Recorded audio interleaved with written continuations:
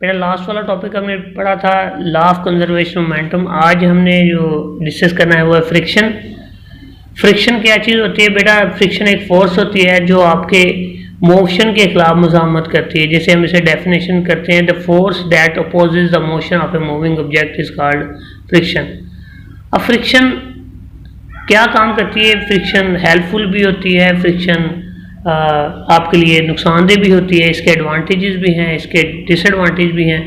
बेटा जितनी मर्जी मुलायम चीज़ हो जिसे आप हाथ से छू सकते हैं उसमें भी फ्रिक्शन होती है, लेकिन उसकी क्वांटिटी इतनी माइनर होती है कि आपको महसूस नहीं होती।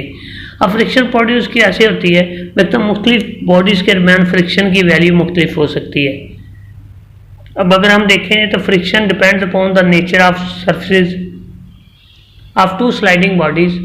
रफ सरफेस है more friction than a smooth surface. आप ये समझते हैं कि रफ सरफेस में ज़्यादा फ्रिक्शन होती है as compare to smooth surface. अब action and normal action of a sliding surface can also more weight of a upper sliding body have been more friction like this. अगर आप अपने पाँव को ज़मीन पर रखें और आराम से उसे धकेलें तो वो आराम से कम फ्रिक्शन की वजह से निकल आए, लेकिन अगर आप पाँव पर जोर डाल के उसे मूव करने की कोशिश करें तो आप देख सकते हैं कि उसमें फ्रिक्शन बढ़ जाएगी। तो जितना ज़्यादा वेट होगा उतनी ज़्यादा फ्रिक्शन भी बढ़ जाती है। इस तरह रफ सरफेस जो है वो फ्रिक्शन को इंक्रीज कर देते हैं। अब कोल्ड वेट्स क्या होते हैं बेटा? दो स्मूथ सरफेस को जो एक दूसरे के ऊपर स्लाइड कर रही हैं, एक दूसरे के ऊपर फ्रिक्शन की वजह से मूव कर रही हैं, अगर उनको भी माइक्रो स्कोप से देखा जाए तो आपको अप्स एंड डाउन्स नज़र आते हैं। वो जो अप्स एंड डाउन्स होते हैं इन्हीं की वजह से फ्रिक्शन प्रोड्यूस होती है। इनको कोल्ड वेट्स कहा जाता है। बेटा कोल्ड वेट्स की वजह से ये अप्स एंड डाउन्स एक दूसरे के अंदर इस तरह फिक्स हो जाते हैं, इसकी वजह से फ्रिक्शन बढ़ती है। अगर आप इसका वेट बढ़ा दें तो ये ज़्यादा फिक्स हो जाते हैं, जिससे फ्रिक्शन जो है वो मज़ीद बढ़ जाती है।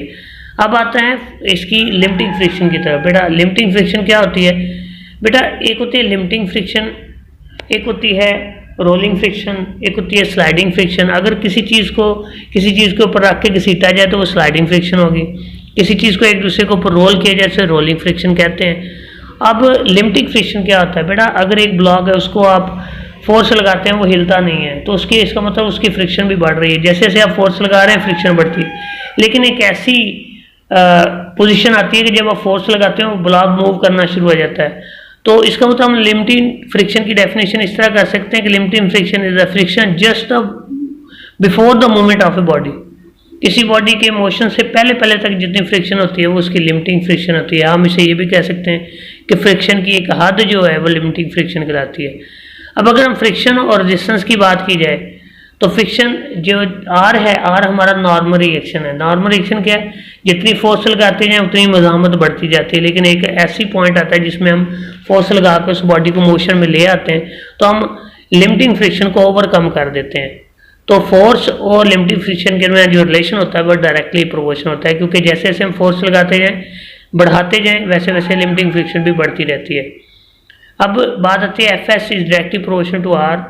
अब यहाँ पर इसको प्रोपोर्शनलिटी साइन से ठीक इक्वल में बदला गया है जो कि म्यू है। Proportionality constant mu. म्यू क्या है? Relationship between force and normal reaction, इसे ये भी कह सकते हैं।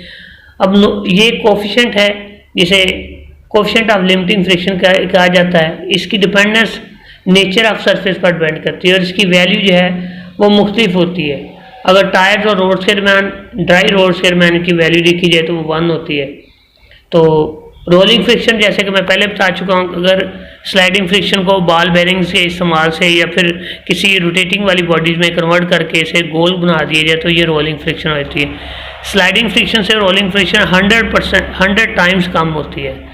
अब डेंजरस ड्राइव क्या होती है वेट रोड पे?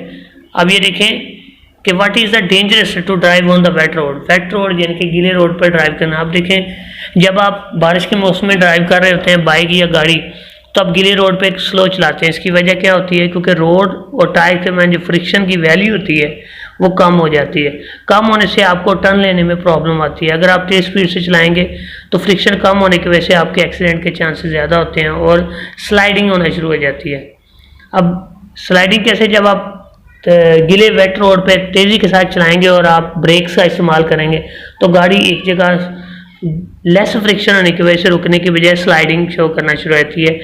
तो यहाँ पर लिखा हुआ ब्रेकिंग है स्लाइडिंग। स्किडिंग में ये होता है कि जब आप तेज़ रफ्तारी से जाते हैं और फ्रिक्शन कम होती है तो आप ब्रेक अप्लाई करते हैं तो गाड़ी आपकी स्लाइड होना शुरू हो जाती है। स्लाइड होने को ही आप ब्रेकिंग या स्किडिंग कहते हैं। तो